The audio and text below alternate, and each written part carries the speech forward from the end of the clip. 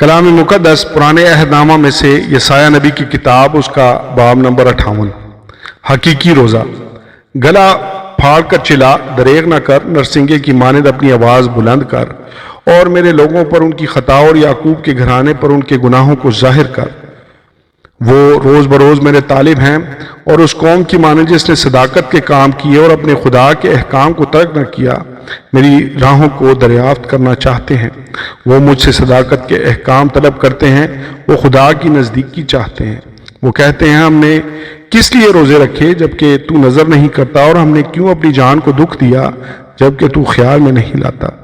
دیکھو، تم اپنے روزہ کے دن میں اپنی خوشی کے طالب رہتے ہو اور سب طرح کی سخت محنت لوگوں سے کراتے ہو۔ دیکھو، تم اس مقصد سے روزہ رکھتے ہو کہ جھگڑا رگڑا کرو اور شرارت کے مکے مارو۔ بس اب تم اس طرح کا روزہ نہیں رکھتے ہو کہ تمہاری آواز عالم بالا پر سنی جائے۔ کیا یہ وہ روزہ ہے جو مجھ کو پسند ہے؟ ایسا دن کہ اس میں آدمی اپنی جان کو دکھ دے اور اپنے سر کو جھاؤ کی طرح جھکائے اور اپنے نیچے ٹاٹ اور راکھ بچھائے۔ کیا تو اس کو روزہ اور ایسا دن کہے گا جو خداوند کا مقبول ہو؟ کیا وہ روزہ جو میں چاہتا ہوں یہ نہیں کہ ظلم کی زنجیریں توڑیں اور جوئے کے بندھن کھولیں اور مظلوموں کو آزاد کریں، بلکہ ہر ایک جوئے کو توڑ ڈالیں؟ کیا یہ نہیں کہ تو اپنی روٹی بھوکوں کو کھلائے اور مسکینوں کو جو آوارہ ہیں اپنے گھر میں لائے، اور جب کسی کو ننگا دیکھے تو اسے پہنائے، اور تو اپنے ہمجنس سے روپوشی نہ کرے؟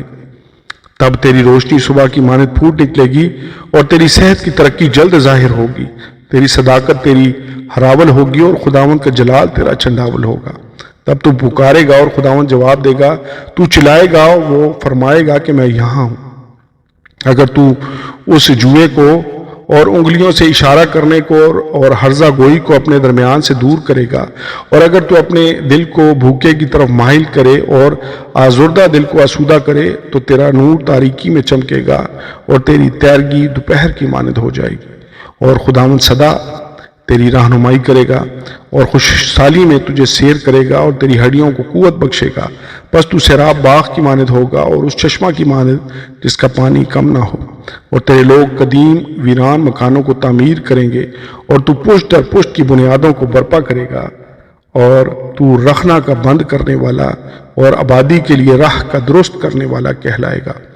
سبت کو ماننے کا اجر۔ اگر تو سبت کے روز اپنا پاؤں روک رکھے اور میرے مقدس دن میں اپنی خوشی کا طالب نہ ہو، اور سبت کو راحت اور خداوند کا مقدس اور معظم کہے اور اس کی تعظیم کرے، اپنا کاروبار نہ کرے اور اپنی خوشی اور بے فائدہ باتوں سے دستبردار رہے، تب تو خداوند میں مسرور ہوگا، اور میں تجھے دنیا کی بلندیوں پر لے چلوں گا، اور میں تجھے تیرے باپ یعقوب کی میراث سے کہلاؤں گا، کیونکہ خداوند ہی کے منہ سے یہ ارشاد ہوا ہے۔ آمین اور آمین۔